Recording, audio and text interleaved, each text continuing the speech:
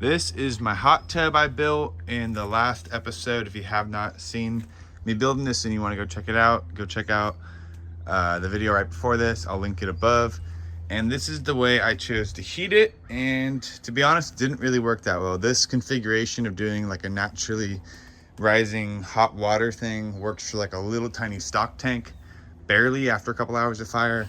For something of this scale though, it didn't really work at all. It just kind of got the very top layer kind of lukewarm. So today what we're going to be doing is figuring out a viable way to actually heat this thing. So I was looking around at a couple different options of what some other YouTubers were doing. Some were using like electric or propane instant water heaters. But again, for something this size, I don't think that's really going to work. So what I thought of is I was kind of researching how actual tank water heaters work. And basically the way those work is you pump water in and there's a burner at the bottom, which will kind of be our fireplace, and then the hot water rises in the tank and then it comes out the top. So I was thinking we could use our pump system and just run like a little 3/4 inch line and probably put a valve on there, use even less than that, and be filling up some sort of tank here and then have the fire underneath it, and then kind of use more of like a boiler system to help heat this thing. And then we'll leave the copper pipe just to do a little help, but really it's not that useful. In kind of gathering some supplies here, the hardest thing was trying to find a tank that's not galvanized, because you can't really burn galvanized tanks. So that kind of eliminates a lot of stock tanks and a lot of little steel buckets. So I really couldn't find anything. I finally ended up at an army surplus store and I got this pressurized water spraying tank. And I thought it would actually work really well until I opened up the handbook. I'll put a picture here. Yeah, so that's used to decontaminate nuclear and biological threats for like military equipment. And I didn't know if that was used before or not. And they put like really hazardous chemicals in that tank if it was used. So I returned that immediately and I bought a 5-gallon jerry can. Two options when you're thinking about when you're gonna burn one of these, put it over a fire, is either coat it with some high heat spray paint, which I'm thinking about doing, or you could strip all the paint off. You just don't really want to be burning the paint off. And then same thing, you can't really use galvanized metal because it releases toxic fumes when it's burned. So I'm gonna go ahead and spray some of this on. While we allow that to dry, in the last video I didn't really talk much about what this filter actually is. I bought this on Amazon. I can put a link down below for people who are interested. It seems to work pretty well. It's super quiet, but it's just an extreme power pool pump. I think it's like the smallest one they sell. And I had, instead of like a standard filter cartridge, it has filter like little cotton balls in there, which is kind of interesting. So the only thing I need to do is, I totally messed up last time and I meant to make these the pushing out and the bottom be the suckers, and these are the suckers, which is just not ideal for having your back up against it and kind of getting sucked to the wall. So I need to switch the piping around for that, and then I'm gonna cut in a 3-way here to go to our heater.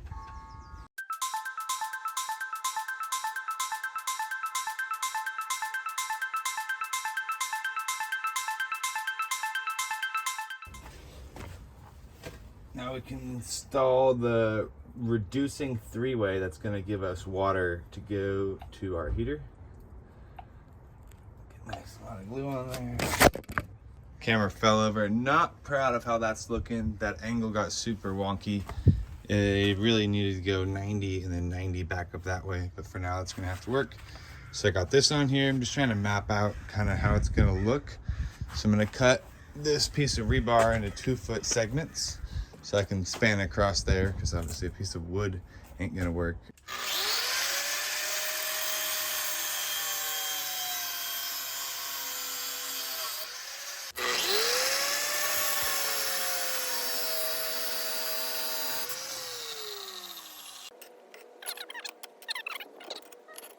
Take this and put it up here.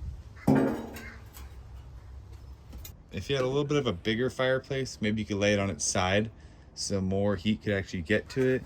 But I'm also a little bit worried about the top of this. It does have a rubber O-ring, so that might melt. Actually, I kind of expect it to melt. So keeping it this way, and then if I have the outlet pipe below that, even if that becomes not waterproof, it doesn't really matter because it's going to be above the water level. I do want to put a valve in so I can have it kind of decide how much water we'll have going through the tank. I imagine we need to keep it pretty minimal in order to give it time to heat up. So I'm gonna tape all these threaded connections here and then glue this, and then we'll make a 90, and then we'll transition to copper pipe going into the tank.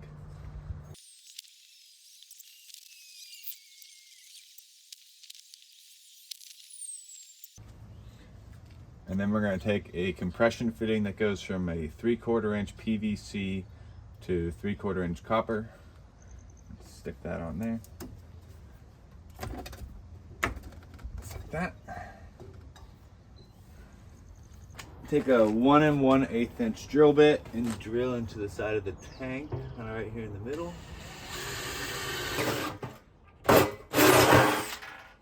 I just discovered a big problem I didn't think about before. I was originally thinking about using something with an open top instead of a closed container, but I was going to put this on the back of it to kind of make like a bulkhead fitting and use some JB Weld Extreme Heat, try and make it waterproof. But I can't really get this in there besides like putting it through the top and then just hoping to wind it over here, twist it in. So I'll see if I can do that off camera.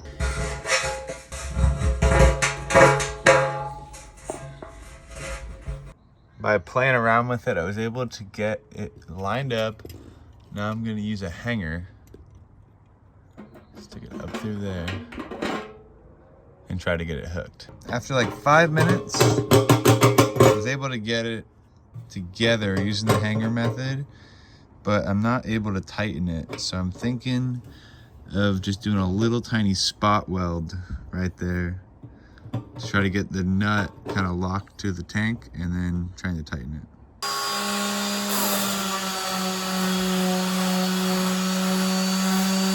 Definitely do not weld to a tank if you don't know what it was used for before. I probably recommend just doing this on a new tank. Don't ever use it if it was a gas tank. That could be dangerous, could explode on you. But I'm just going to go ahead and put a little spot weld to the washer here, and we'll see if it helps. The weld should not stick to the copper, and we'll kind of see what happens.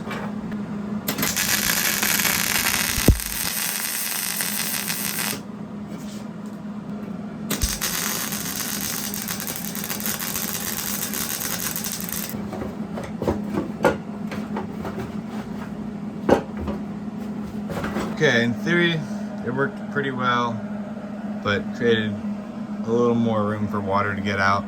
I'm gonna go ahead and put some JB Weld Extreme Heat all the way around and try to get it nice and sealed up. And then we can do a port on the top side here too. And you can see this spray paint's just coming right off. Total crap.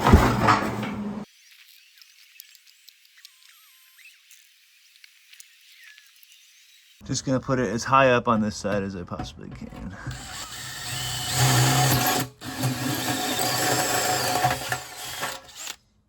There we go, got a pretty good watertight seal on that. So we're gonna allow that to dry. I've allowed the JB Weld to fully dry. I put some more of the high heat spray paint on it. Kind of feel like it's just gonna burn right off, but at least I can say I tried. So right now I'm gonna cut the piece of pipe that's gonna go in between there, and then we'll solder it on.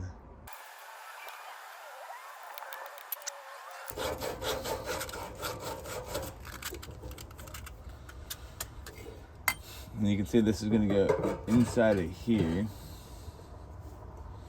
All right, I've never soldered anything before, so I got this plumbing solder kit from Home Depot, and then this propane tank with a little torch top. So I'm gonna go ahead and put solder on this pipe and then the inside of that fitting, and then we're gonna heat it up, and then we'll use some of this solder and see if it works right. First thing we're gonna do is we're gonna take our flux, open it up here, put it off to the side, and then we're going to take our brush that's provided, take a little bit of this flux, get a good coat here on the inside, and then put some around our pipe too.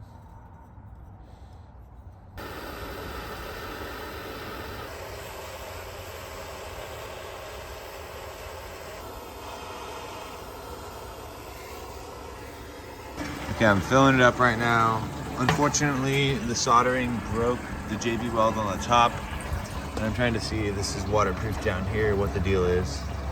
I Okay, I'm just gonna keep this pipe above the water line there, and then, at least for now. And then the last connection here is gonna be this going into here. That's it. Yeah. There we go. We're completely watertight, so let's go ahead and start this fire up. Hot tub got way overfilled, but that's all right, and we'll see if it works.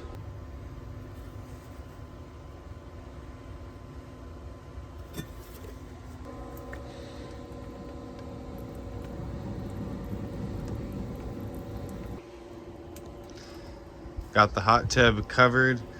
Got the fire going well now. I discovered this doesn't get super warm just because there's a bunch of cold water in it. And one time I did try closing the valve all the way and allowing it to heat up and then letting it out by putting more through. But then I would have to keep opening and closing it. So I just kind of have the valve probably like 3/4 the way closed, and it's pumping out pretty well. It's good, warm, hot water. So I think with a couple more hours, this actually might do something here. I have this thing jammed packed full of wood. You can feel the heat from like back here. The can is nice and toasty, not burning, but nice and toasty. And the water, most importantly, is really starting to heat up. I think this is actually really gonna work nicely. A few inches later. Call me crazy. That's how you heat a hot tub. Aiden, what are you wearing? I wouldn't call it warm. It's gonna go over the room into the fire. Oh yeah, dude, I'm really warm in this wetsuit. It's nice. Ooh. Thoughts? Pretty warm. I'm not gonna lie. Why is this guy in a wetsuit then? It's sus. He's a weakling. Nah, it's nice. Okay, what's the outro? Oh. Hit him with it. Yeah, so it works. I'm kind of surprised with the coil and the gas tank fire water heater idea. It actually works, which is pretty sick. There's definitely room for improvement. Make sure to put down in the comments below if you guys have any more ideas. I'm going to keep working on this thing, trying to make it heat more efficiently. But for now, thank you so much for watching, and I'll see you next time. Goodbye.